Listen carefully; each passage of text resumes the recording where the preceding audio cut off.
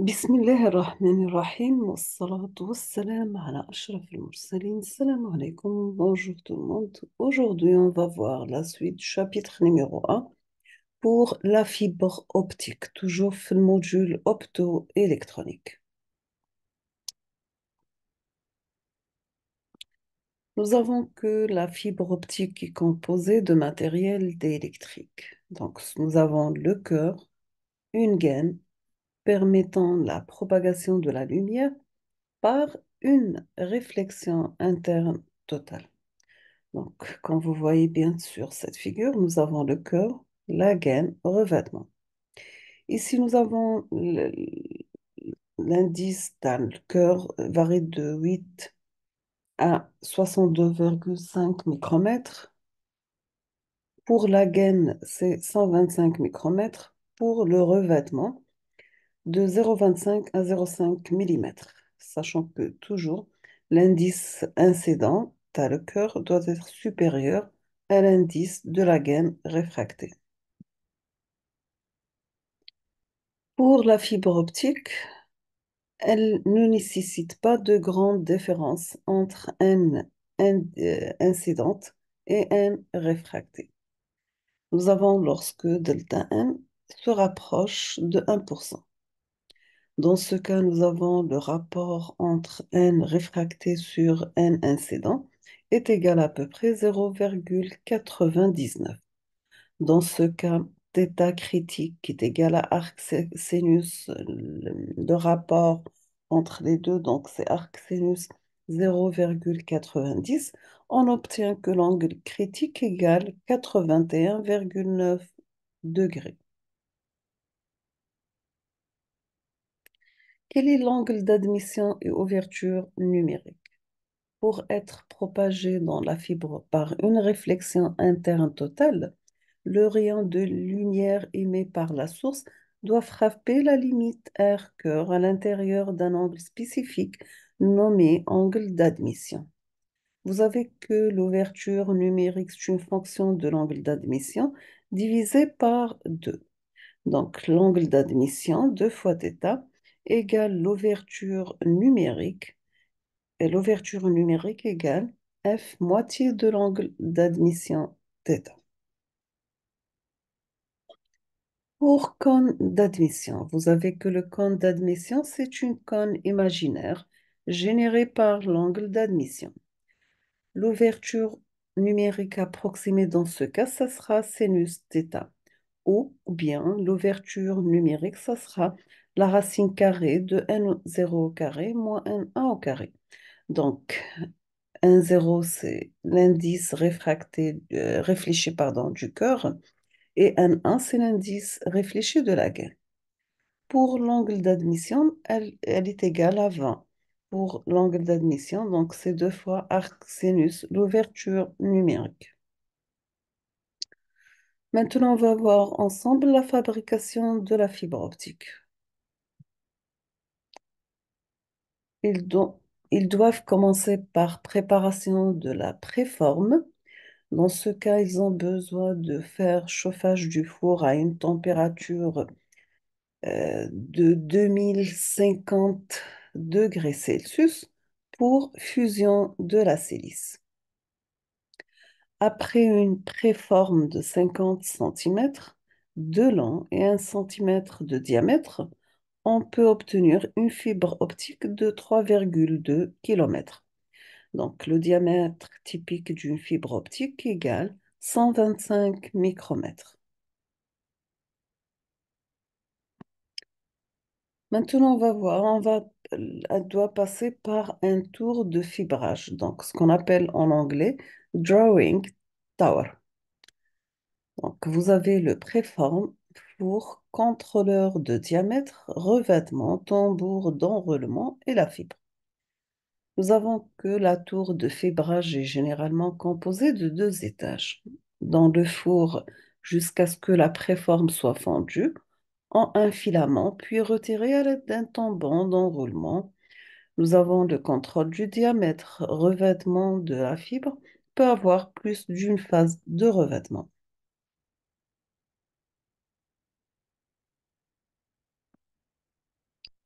Donc, voici des exemples sur place dans les labos et l'industrie.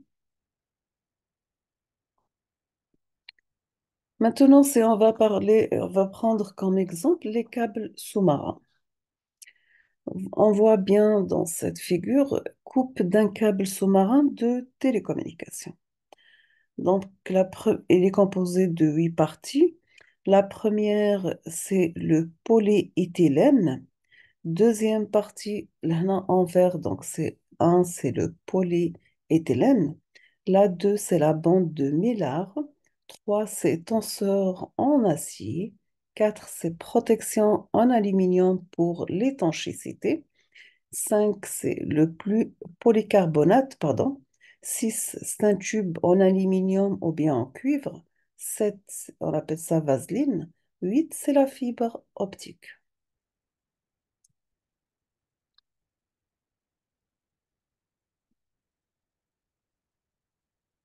Pour l'installation des câbles sur le navire câblier. Donc, comme vous voyez bien dans cette figure, le navire câblier Bourbon, Skagerrak, permet l'installation des câbles sous-marins.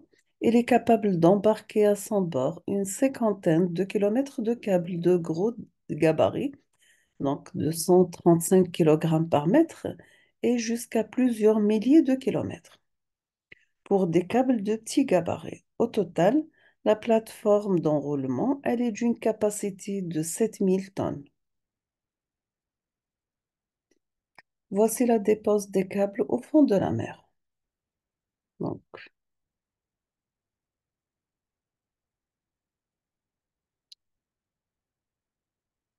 vous voyez bien ici le spider qui enterre le câble.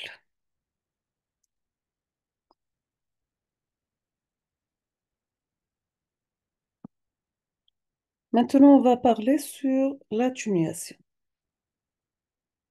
C'est quoi l'atténuation? Donc, c'est un des problèmes les plus importants que posent les systèmes de transmission d'informations, c'est la perte de puissance dans le signal transmis. On peut dire que l'atténuation, elle va caractériser l'affaiblissement du signal au cours de la propagation. Elle va varier suivant la longueur d'onde. Donc, comme vous voyez bien dans cette figure, l'atténuation de l'unité, c'est décibels par kilomètre en fonction de la longueur d'onde. L'atténuation des fibres est à l'heure actuelle autour de 0,2 décibels par kilomètre pour des longueurs d'onde télécom. C'est quoi le décibel ou bien le dPm? Pour le décibel dB, c'est une unité logarithmique standard utilisée pour exprimer le rapport de deux quantités, utilisée pour exprimer le gain ou la perte, généralement pour comparer la puissance d'entrée et la puissance de sortie. Donc, concernant la fibre optique, nous faisons face principalement à la perte et à la puissance optique. Pour le dPm, c'est décibels référencés à 1 milliwatt, pardon. Par exemple, le rapport utilisait une constante de 1 milliwatt en tant que puissance de sortie. Toujours avec l'atténuation ou bien la perte, c'est la diminution dans la puissance optique moyenne. L'atténuation provient de l'absorption, de la diffusion, de microcourbures, de macrocourbures, de connexion et de discontinuité. Il s'agit de l'une des principales contraintes de performance. Elle joue un rôle majeur dans la détermination de la distance de transmission maximale entre un émetteur et un récepteur. Donc, vous avez que l'atténuation décibels par kilomètre est égale. La puissance de sortie, l'unité, c'est dPm, moins la puissance d'entrée, toujours avec même unité dPm, multiplié par 1000, le tout divisé par la distance, l'unité en mètres. Maintenant, c'est quoi une absorption intrinsèque? Donc, ce sont les impuretés dans la fibre. Chaque fois qu'un rayon lumineux entre en contact avec une impureté, une partie de son énergie est absorbée par cette impureté. Donc, vous avez la source, des rayons lumineux, la gaine, le cœur, et ici, on appelle ça les impuretés. Pour le mot diffusion, donc nous avons que l'impureté dans la fibre. On a dit que chaque fois qu'un rayon lumineux entre en contact avec une impureté, une partie de son énergie est diffusée par cette impureté. Donc vous avez la source des rayons lumineux, ici les impuretés. C'est quoi les microcourbures? Courbures microscopiques ou bosses dans la fibre qui causent une perte de lumière en transférant l'énergie lumineuse du cœur de guidage à la gaine. Maintenant, pour la macrocourbure, courbure de la fibre qui cause une perte de lumière. Pour le mot discontinuité et réflectance, donc chaque fois qu'un rayon lumineux rencontre une discontinuité, une partie de la lumière est réfléchie à la source. Ce phénomène est appelé réflectance. Donc voici le rayon lumineux couleur rouge et l'épaissure. Ici, donc, on voit bien le changement de couleur entre le bleu foncé avec euh, un vert de couleur claire. Nous avons aussi le mauvais alignement et la non-concordance. Donc, voici des exemples sur différents types d'alignement dans plusieurs cas. Nous avons aussi le défaut angulaire saleté dans la connexion. Donc, on vous voyez bien dans ces trois figures.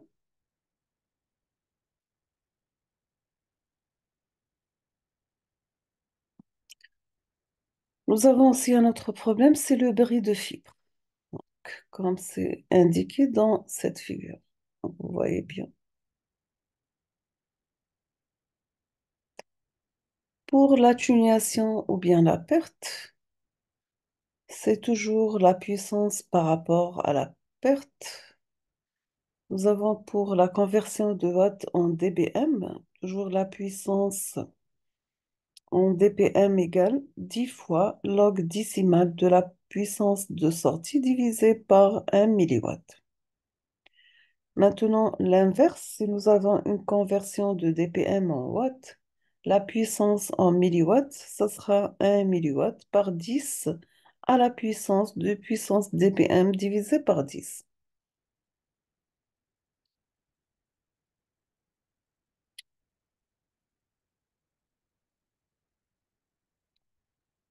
On va s'arrêter ici aujourd'hui. On termine la suite dans la prochaine vidéo, Inch'Allah. On va voir ensemble quels sont les types de fibres optiques. Donc, comme toujours, n'hésitez pas si vous avez des questions et à la prochaine vidéo, Inch'Allah. Je vous remercie pour votre attention.